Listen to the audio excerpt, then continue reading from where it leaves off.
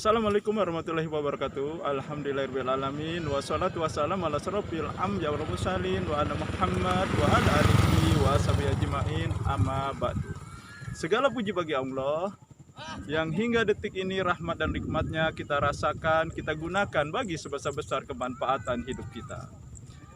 Salawat dan salam marilah senantiasa kita sampaikan kepada Rasulullah, kepada keluarganya, para sahabat, dan tentu saja kepada penerus beliau. Sobat-sobat, kita bersama lagi di channel saya, channel Endang Jaya Putra, channel dakwah dan pendidikan. Sobat-sobat, kali ini saya masih ingin membicarakan dampak dari pandemi COVID-19 dan dampak dari belajar daring. Sudah kurang lebih 1 tahun, sobat-sobat, di negeri kita karena pandemi, karena virus COVID-19, maka siswa-siswa tidak belajar tatap muka. Akan tetapi belajar secara daring maupun luring. Dan tentu saja ini menimbulkan masalah baru. Karena dengan belajar secara daring berarti siswa-siswa dari tingkat SD sampai tingkat universitas harus memiliki HP yang canggih, HP Android yang memungkinkan dia bisa menerima dan mengirim tugas-tugasnya melalui HP tersebut. Namun ternyata HP tersebut hanya sedikit saja dipakai untuk belajar. Apalagi untuk siswa-siswa SD yang secara nalar mereka belum bisa membedakan mana yang baik bagi dirinya, mana yang buruk, mana yang membahayakan dirinya, mana yang tidak. Akan tetapi ini terus berlangsung. Belajar daring terus berlangsung. Dan sebenarnya sudah banyak keluhan dari orang tua, keluhan dari siswa sendiri.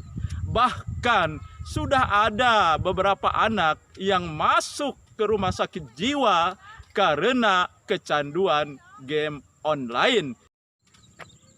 Inilah salah satu akibat, salah satu dampak buruk dari belajar secara daring.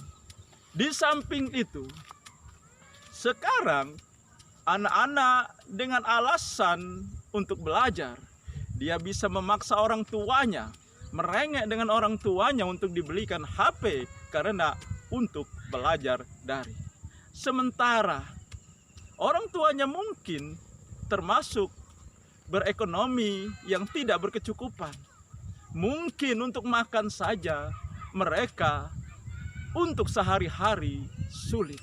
Bagaimana mungkin mereka bisa membelikan HP untuk anaknya? Akan tetapi karena kebutuhan dari belajar daring, karena kalau tidak ada HP yang canggih, anak-anaknya tidak bisa mengikuti pelajaran. Akhirnya dengan berbagai cara, mungkin dengan berhutang, mereka membeli HP tersebut. Setelah ada HP, ternyata harus ada pengeluaran tambahan untuk membeli data. Karena tanpa data tidak bisa menerima pelajaran, tidak bisa mengirim pelajaran, dan tugas-tugas yang ditugaskan oleh gurunya. Dan sekarang belajar daring terus berlangsung. Dan yang lebih parah lagi adalah akhlak, karakter, kepribadian, kedisiplinan siswa sekarang hancur karena tidak bisa dibentuk lagi. Apalagi anak-anak usia SD yang masih belum paham, belum mengerti. Mereka masih bersifat meniru. Mereka meniru televisi, mereka meniru yang ada di HP-nya. Bahkan mungkin mereka sudah mengintip di HP tersebut yang seharusnya belum waktunya dia lihat. Apakah ini yang kita inginkan? kehancuran moral, kehancuran akhlak, kehancuran disiplin dari siswa-siswa kita, yang notabene adalah generasi penerus dari kita. Akan jadi apa negeri ini kalau ini terus berlangsung? Kalau belajar daring ini terus berlangsung, kalau sekolah tatap muka belum juga dimulai, apakah ini yang kita inginkan? Dan saya yakin tentu saja tidak. Tentu saja kita tidak mau generasi kita hancur.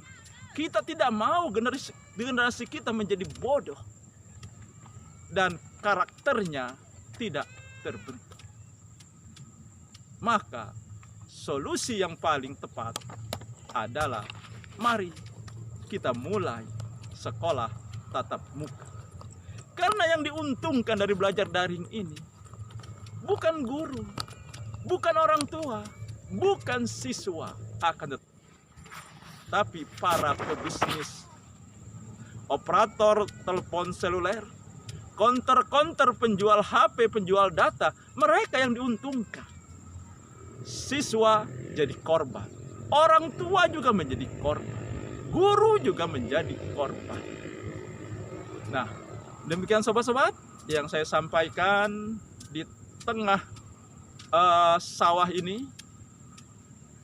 Semoga apa yang saya sampaikan bisa bermanfaat, dan mari kita berdoa, mari kita terus berharap agar belajar daring dihentikan dan kita mulai belajar tatap muka.